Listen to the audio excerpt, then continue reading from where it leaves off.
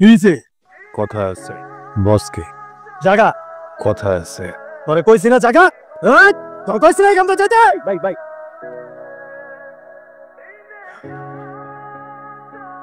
কি কথা আপনার পোলাবেন নাম এ নাকি যাবি তবে যা কি যেন কইতাছিলা? আমার সারা জীবনের কামাই কষ্টে জমানো 2 লাখ টাকা কিছু মালপাতি কিনছিলাম, মালগুলো আপনার পোলাবেনেরা সব আটকে রাখছে। ওইটা বড় কথা না। হ্যাঁ ভাই, কোনটা তো শুধু ভাবকের কসম, খুব খারাপ লাগছে ভাই। হ্যাঁ, এটা একদমই ঠিক না। আমি সরি। আসসালামু আলাইকুম। 2 লাখ টাকা আমার গেল। আমি সব কিছু শুনছো না মামু কিছু চলো। আরে মামু তুই চলো না, ঝামেলা আছে একটা। দূর মা।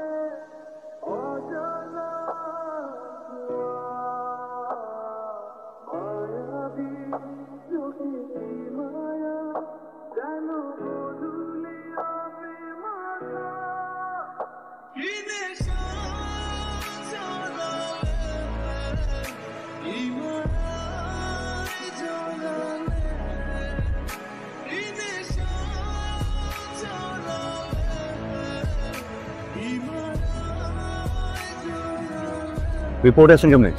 জানেন কিছু তো জানেন। এখনই আসছে। ক্লিনিকে গিয়েছিলাম, ইঞ্জেকশন দেয়, আমার কিছু মনে নেই। যখন আমার জ্ঞান ফিরে একটা রুমের ভেতর অনেকগুলো মেয়েরা একটা লোক এসে আবার আমাদের ইঞ্জেকশন দিয়ে চলে যাচ্ছিল। বাপের কসম, এমন আমি গল্প শুনে কিছুই বুঝলাম না। এখানে কেন হচ্ছে? কোন চেহারা? আফতাব।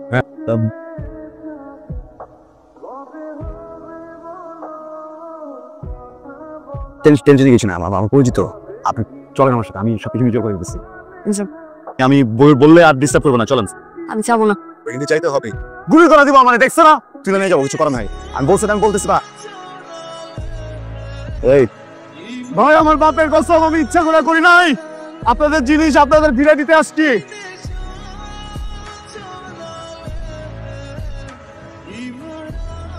ভাই ভাই ভাই ভাই ভাই ভাই আমি বুঝতে পারি নাই ভাই, ভুলে গেট খুলে ফেলছি ভাই। কোনো ঝামেলা ছিল না ভাই। ভাই ভাই ভাই ভাই ভাই ভাই ভাই ভাই গুলি করুন না ভাই, অনেক বড় বিপদে পড়ে যাবো ভাই। এইখান থেকে নড়িস না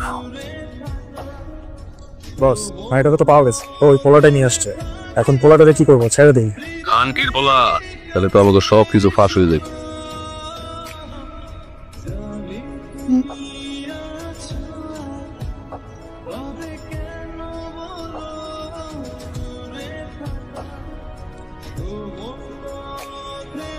এতগুলো শয়তানের মাঝে একটা মেয়েকে রেখে চলে আসছেন, আর বাসা কি মা বোন নাই? আমি এই জায়গার স্থানীয় ছেলে, বুঝছেন? সেই জায়গায় পাবো, সেই জায়গায় মরতে হবে। আমি তো লুকাতে পারবো না। এটা করতে হবে, এই জন্য করছি। কথা দিলাম আর কোনোদিন ওদের কাছে আপনার নিবো না। আপনাকে আমার চেনা হয়ে গেছে।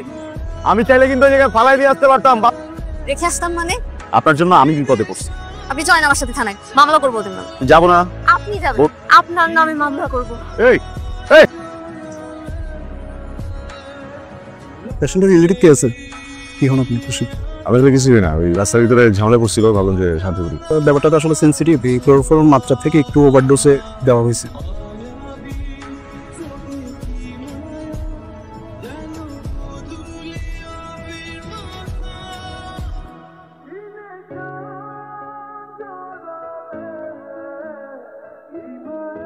আস্তে আস্তে খান, বাপের আপনার খুঁজে যাবো না। কিন্তু একটা করছে কেন, রিজনটা কি? জানি না, আমার মনে হয় ওরা আমাদের পাচার করে দেবে। হাসপাতাল গেছেন কেন? আমার বয়ফ্রেন্ড ছিল, ওর সাথে ঝগড়া করে ক্লিনিকে যাই। অ্যানেস্থেশিয়ার পর আর আমার কিছু মনে নেই। ক্লিনিকে কেন গেলে? বাপের কসম, কোনদিন কাউকে হাসপাতাল যেতে দেখি নাই।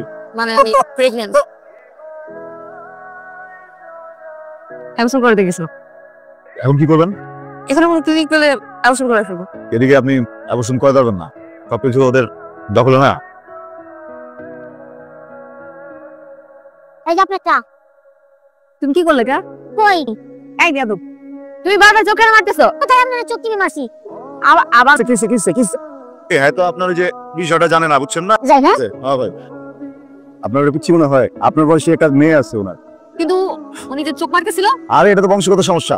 আমার অনেক টায়ার্ড লাগতেছে, তো বালিশ ছিল ভালো। মানুষরা খাইতে দিলে শুইতে চায়। মাথা ব্যথা করতেছে আমার। সরি।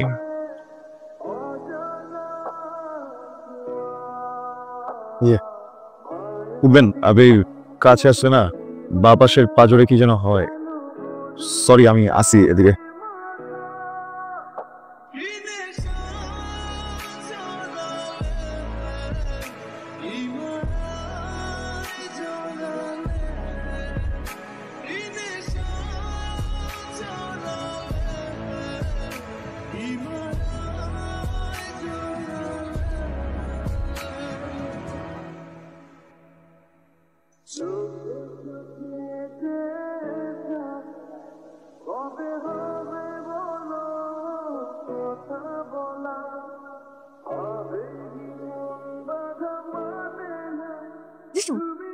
ওরেন মামু চল আর এই জায়গায় একটা সেকেন্ড সময় নষ্ট করে যাও। ঠিক আছে আমি স্যার আমি যাবো না আপনার সাথে যাবো। মাথা মুখা ঠিক আছে আমার সাথে যাবে আপনার বাপের কসম। তোকে 50টা মাইয়া দেখে আসছে আবার উদ্ধার করতে অবশ্যই।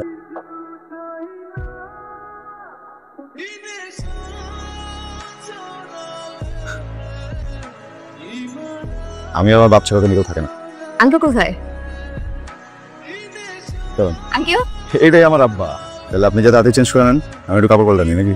এখানে থাকি, সুন্দর তো সব। এখানে থাকলে হঠাৎ করে লোকজন চলে আসলে পালানোর কোনো জায়গা পাবো না। বসেন। বাপের কসম, কেন যেন আমি জন্মানোর আগেই সবার গলার কাটা হয়ে গেল। সবাই গুলো এই বাচ্চা রাখাতে দেয় না, বাচ্চা ফালাই দাও। আমার আম্মা নাচুর বাদ্দা, ওই আমি মরে যাবো গাড়ি, এই বাচ্চা ভালো কি যুদ্ধটা করতে চাবো। সবাই মিলা মশল টশল নিয়ে আসছে, আমার বাড়ি জ্বালাই দিই, বুঝতে জ্বালাই দেওয়া। এমন সময় প্রত্যেকে যেন হিরোর মতো আমার বাপ এসে আমার আম্মার হাতটা ধরছে। যেই লোক কোনো কারণ ছাড়াই আমার আম্মার আর আমার জীবনটা বাঁচিয়ে রাখুক, ওই লোকটাকে কেমনে এক্সপায়ার হইতে। আমি আপনার ব্যাপারটা বুঝি। দেখেন, মানুষ ভুল করতে পারে, কিছু কিছু মানুষের ভুল হইতে পারে। পেটের ভিতরে যে জীবন, এটা ভুল না, এটা সন্তান।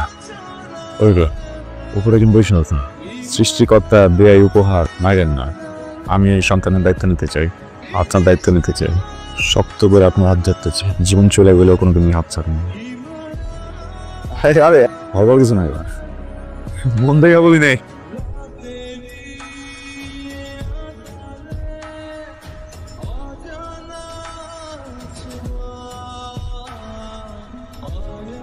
মামু চলো এই জায়গায় একটা সেকেন্ড সময় নষ্ট করে লাভ নাই।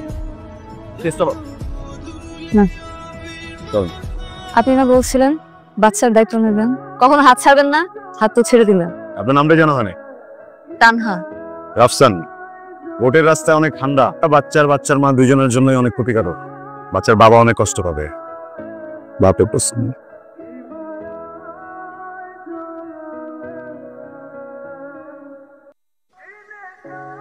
এই যে আসেন।